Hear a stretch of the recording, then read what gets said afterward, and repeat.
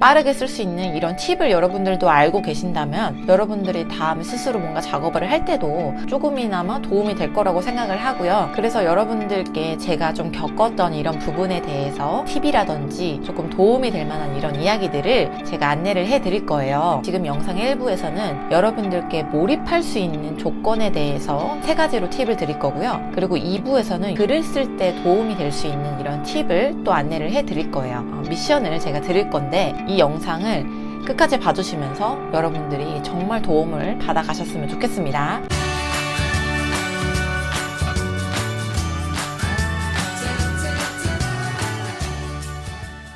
제가 전자책을 썼던 이런 배경에 대해서 이야기를 했던 영상이 있었어요.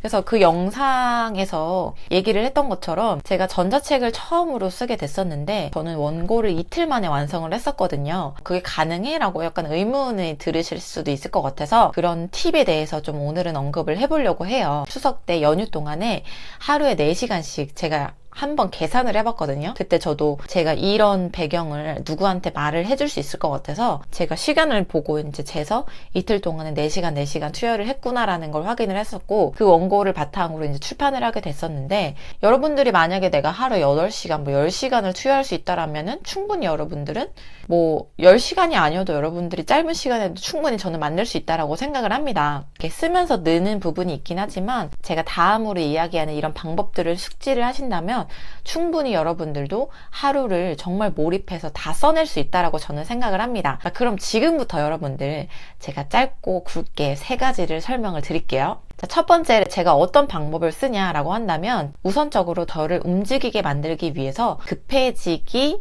방법을 씁니다. 일단 저지르고 수습하는 스타일이기도 해요. 일 처리를 할 때. 왜냐면 저는 게으른 부분도 되게 많고 일이 늘어지는 경우도 있어요. 그래서 저는 이런 성향을 제 스스로 알기 때문에 저는 이런 거를 조금 일 처리를 빠르게 하기 위해서 내가 어떤 거를 하겠다라고 이렇게 선포를 하는데요. 여러분들도 이런 방법을 한번 사용해 보셨으면 좋겠어요. 예를 들면 여러분들이 인스타나 페이스북 이런 다양한 이런 플랫폼들을 운영을 하고 계실 텐데 본인의 팔로워들에게 이렇게 얘기를 하는 겁니다. 나는 언제까지 책을 쓸 거다 라고 SNS도 좋고요. 그리고 여러분들이 속해 있는 어떤 커뮤니티에 이렇게 선언을 해보는 것도 도움이 되실 것 같고요. 그리고 카톡방도 있을 거고요. 여러분들이 속해 있는 그런 주변 지인분들에게 이렇게 선언을 해본다라고 한다면 생각보다 많은 지지도 받으실 수 있고요. 그리고 생각보다 많은 관심 때문에 여러분들이 아무래도 조금 더 책임감이 이제 생기게 될 겁니다.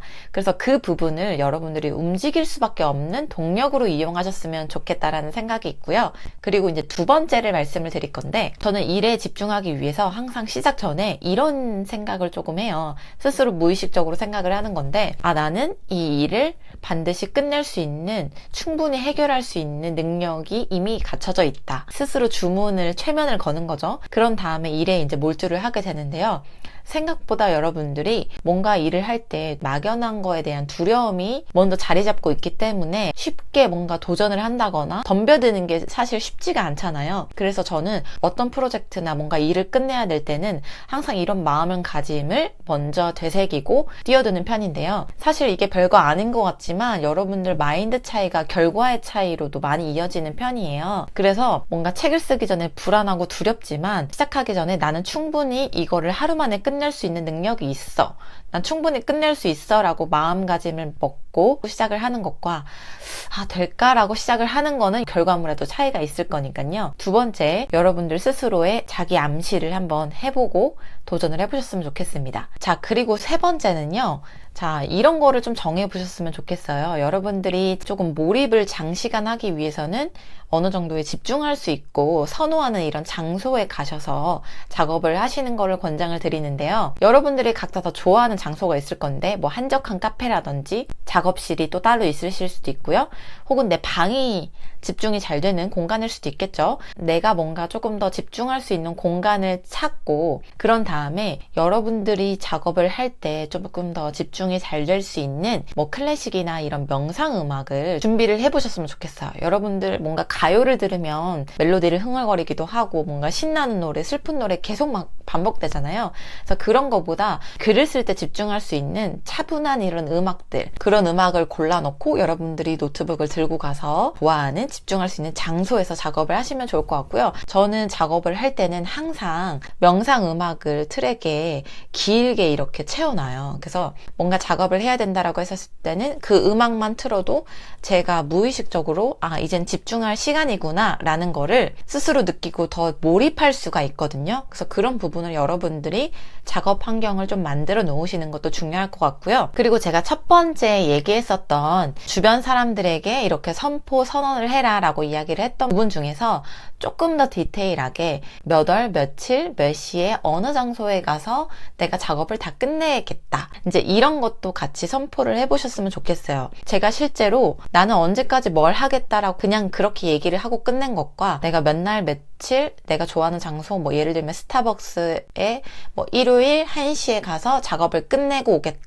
끝내겠다라고 이제 이야기를 했었는데, 그렇게 하니까 제가 주변 사람들이 이 사람이 진짜 했나 안 했나도 궁금해할 거고, 그 시간이 임박해 오니까 내가 진짜 뭔가 안 가면 죄책감을 느끼는 그런 부분이 있었거든요. 그래서 여러분들 조금씩 이렇게 디테일하게 결과물의 차이가 생길 수도 있으니까요. 그렇게 구체적으로 정해보시고, 뭐 이런 말도 있잖아요. 여러분들 정말 내가 원하는 돈을 벌고 싶으면은 구체적인 꿈을 그리고 구체적인 원하는 금액을 책정을 해라.